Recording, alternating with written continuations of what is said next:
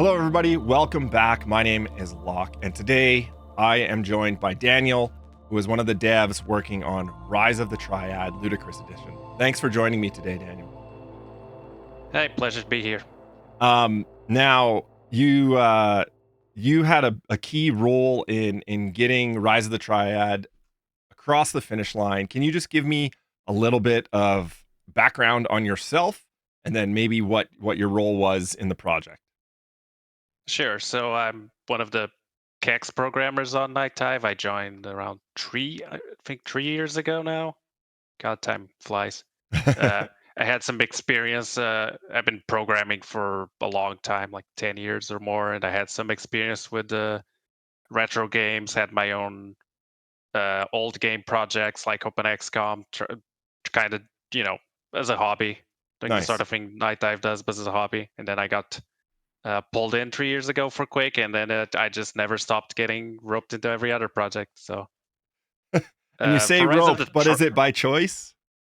No, yeah, yeah, I did expect it to last this long. It's been great. I've just been a little bit involved in every Night Dive project since then. That's awesome. You've got quite a wide skill set. So yeah, so give me some perspective on what you were doing with Rise of the Triad Ludicrous Edition.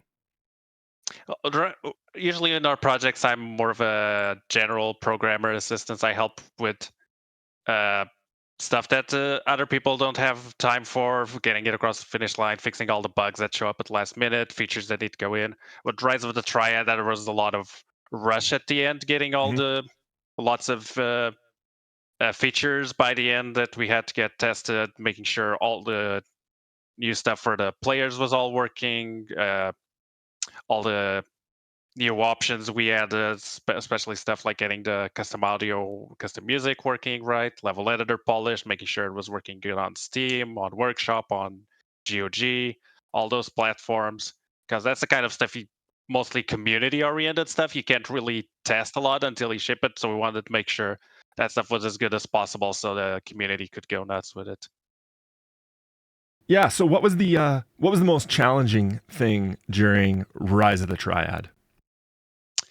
I think one of the most challenging things is Rise of the Triad is a very unique game. uh like if you look at all the boomer shooters, Rise of Triad's kind of like a very weird, bizarre, like it's not doing a lot of weird things for its time. It's like originally it was Wolfenstein 3D2. Yeah, it's doing a lot of stuff it really shouldn't be getting away with it, and as we try to port it to more systems and make it extended and make it better, it's it was a real challenge making sure all the weirdness and quirks and stuff of the original still worked, while making sure it won't do something weird, would crash or something, like for on all the new platforms. Like some bugs were features, some stuff the game would like show up a screen, like if a block would go off a level and stuff, and in the original game it would just like quit out of the game when that happened. And we wanted to keep the silliness of the message, hey, you did a silly block left level. There's a lot of silly levels even that they included, and we tried to keep all of that in, but making the game stay stable, not to kick the player out, stuff like that would be very bad. And the code also, uh, originally the game just, they just made different builds of the game, like for the demo content, for shareware, final version and stuff. For our version, we had to pack all that into just the one game. You can't like be switching executables, restarting the game and stuff. So a lot of the code had to be restructured to make sure all of that worked, and it was very complicated. I'd say the biggest challenge on something like that, I mean, something like Nightdive is really not like your usual programming job, because they're usually always working on the same things. You have some familiarity. Uh, in Nightdive, every project is different. It's code nobody here worked on. We just get a code from other people from years ago. We just have to, every game is new. We have to look at it, learn from it, and just basically start from scratch every project. So I'd say that's the biggest challenge. What I do is I'm more of a general programmer, so I help like just uh, look, we have these bugs that nobody can really focus on. Try to fix it. Try to debug the bug. Look at the code. Try to figure out what's going on wrong here. Try to fix it, or might see if I can add some enhancements that other people are too busy with. Uh, add support for new features in Kex that we might need for this specific bug. Because again, the engine is also our own, so Kex evolves with the projects we make, so we're always adding new stuff. So it's a bit of everything because most jobs, it's a very linear. You have to make this software and just maintain it forever. And it's very predictable. In Nightdive, you never know what you're going to get. This code is decades old.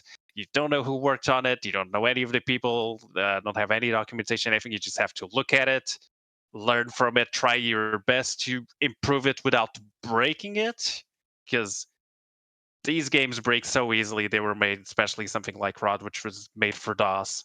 And you put it on modern systems, and they do all kinds of stuff that you're not allowed to do anymore.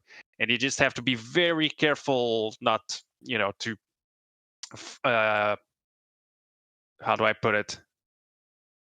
You can't be tempted. Like, you look at old code, you're sometimes very tempted. Like, oh god, this code is horrible. I want to rewrite this whole thing, change everything. But that's just going to be a waste of time, and it might just make things worse. The game is as is, works. You just got to deal with it. You just got to be as it's like surgery. It's got to be as very careful and specific as possible to make the game better without breaking all the stuff that because this code is yours. You don't know the whole thing. You don't know what might or might not break, what might or might not pin on other things. It's very unpredictable.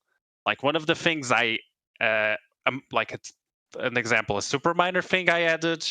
People wanted being able to launch straight into the level editor, so they didn't have to go through the menus and intro and stuff. And that sounds like an easy thing. Like, okay, just make the game boot right into the editor. And somehow, first time I added that, it broke the mouse and controller support for some reason. Just because just skipping to the editor skipped some vital thing in the game, and now the controls are weird. I'm like, what? And then I spent a whole bunch of time trying to fix that. So it's all those little things you assume. Oh, it can't be that hard, right? But there's all kinds of stuff you don't know that might just break unexpectedly. Well, it depends. We usually take every feedback we can. We also did some testing pre-launch with various community people and stuff. And after launch, of course, we check on feedback, check all the bugs. I'll immediately like, oh, this is going to be easy fix. Oh, this might be hard, but we try not to immediately rush it because we usually have other projects, other stuff to work on. But we do keep track of feedback, keep log of all the bugs, and immediately try to see. Okay, we know what this is. We don't know what this is. It's going to be harder. We'll look into this later, and so forth. A lot of bugs we just if it's simple enough, we look, oh yeah, this is obviously we missed it. Only the community caught it. We fix it and then save it for the next patch. But yeah, we usually try to follow the launch reception. Is always that big impact. Nice. People always catch stuff within, no matter how hard we test it, or just stuff only the most hardcore fans, would know, and we don't. So yeah, we always follow things after launch, but how we handle it depends a lot. Like if we immediately jump in, try to start rushing and fixing stuff as people talk about, we'd never stop. There's always Yeah, something that's for. fair. So we just try to balance keeping track of feedback and then seeing what's worth fixing, what that might be too complicated for now. Let's leave it for later, and so on. Nice. That's amazing. I appreciate that. Was there? I know you mentioned the going right into the level editor. I kind of want to. Was there another thing that people might not notice that you worked on that you're like kind of proud of that you want to call out? Was there anything else in Rise of the Triad you're like, oh, a lot of the times, well, when I was talking to some of the artists, they're like, yeah, I did this. It might have taken me a little bit too long, but I'm really happy I did it. Was there anything like that for this project? Uh, Nothing pops out specifically for No, this that's project. fair. Little things like that uh, do still pop out to me, like being able to launch the editor. One thing I did that for the longest time, the editor was stuck on a super tiny resolution because all the control stuff for like the original it won't scale to your like 1080p screen or whatever, and I have like a not four, almost 4K screen, and Yeah, every time I went to it I like, oh god, this sucks, but it's gonna be a pain to fix. Eventually I just grit my teeth and went through yeah, the whole thing and changed all the UI so it would scale properly. So that's probably a thing you could say I'm really yeah, proud, because again, nobody would notice. They just see, okay, it's a level editor, the UI works fine. But if I hadn't fixed that, most people would be like, reading glasses to yeah. read all that You would tiny notice when text. it was wrong. People notice Yeah. things when they're wrong, so that when you do Yeah, your we spent a job, lot of yeah, time during development just like, oh god, this should be better. It's gonna be a pain, but nobody else can fix it. I'm like, I'm gonna stop everything. I'm just gonna fix this because it's really bugging me. So that'd be Um, one thing. Getting all cool. the sound and new audio and stuff in from, I mean, that was mostly Andrew Hulshult. I don't know how you Yep. pronounce his name. The guy from that made the new music and sound. Hmm. I mean, that's mostly his, but it was great just putting his new stuff in and seeing it in the game and like, yeah, It's that extra level of polish that yeah. comes with Nightdive stuff. That's really cool. Yeah, the game sounds great. It plays great. It looks great. You guys did an amazing job. What was now this project was a little different because it comes from New Blood, which is another studio in Mm. collaboration with Nightdive. Can you kind of explain that relationship and how that collaboration went? I mean, honestly, I didn't know what to expect. I have never. I mean, I've known about New Blood. I knew there's a Yeah. history with games, and I never worked with them before. But it was a great experience, very unique. We usually it's just us working on a game and just porting it, making some Yep. improvements and stuff. With New Blood, it was a very collaborative effort. Uh, they suggested lots of features. They contributed lots of features. Lots of they helped us out with a lot of stuff we don't usually have people for, like new art, new levels, testing, and so forth. Even though they're mostly PC focused studio, they still managed to help us out a lot. And it was a lot of collaborative effort of wouldn't be cool if maybe we can add this, lots of back and forth between the two. What can we do? What don't? But yeah, but working with Newball was very different. Usually it says that dictate everything. What are we going to add? What are we going to need? But New Bloods also has a history with Rise of the Triad. They worked on the 2013 remake, I believe. Right. So they were very. It was clearly a passion project for us and them as well. Uh, Lexi, the project lead, also was a super Rot fan, so she also knew a lot of things she wanted to get in. So they also worked with them. There was a lot of. It was a very passionate project. Clearly, a lot of stuff. Just people really wanted to get in stuff that either was cut from the game or just features that they thought was funny or cool or would add to the. Like Rot is a very unique, silly game. It's a It's goofy. a It's like very goofy Wolfenstein. yeah, like most of our remasters, we try to polish it up, make Yeah. it look better, be better. Run is completely different. Like we kept it looking mostly the same, just did everything we could to bring up that weirdness even more, add more resolution, more features, more silly enemies, Yep. weapons, and new levels, that sort of stuff. So it was very different in that. I think working with New Blood helped us a lot because we had a lot more people contributing and adding stuff and back and forth and stuff. Yeah, no, that's So I think it awesome. was a very positive experience. Cool. Thanks for sharing that. Yeah, I one common thing throughout these conversations I've noticed is like no matter what the project, everyone's passionate about that. And I'm glad to hear that's the same case here with New Blood coming in and sharing their ideas and you guys at Night Dive being able to execute on them. So what a cool collaboration. What's your favorite weapon in Rise of the Triad?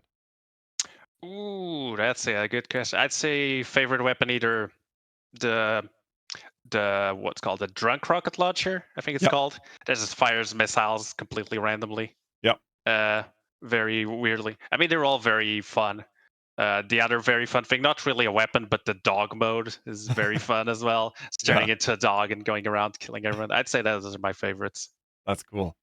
Um, I guess that might answer the second question. What's the most ludicrous moment you've encountered in the game? Would it be Uh dog mode? It might have been dog mode. God mode is also very silly because even most games have a god mode, but here you literally become like a god and shooting, floating and shooting orbs and stuff, and even like a holy sound. But I'd say dog mode, yeah, definitely the goofiest I remember. Yep. And this is a little bit different too.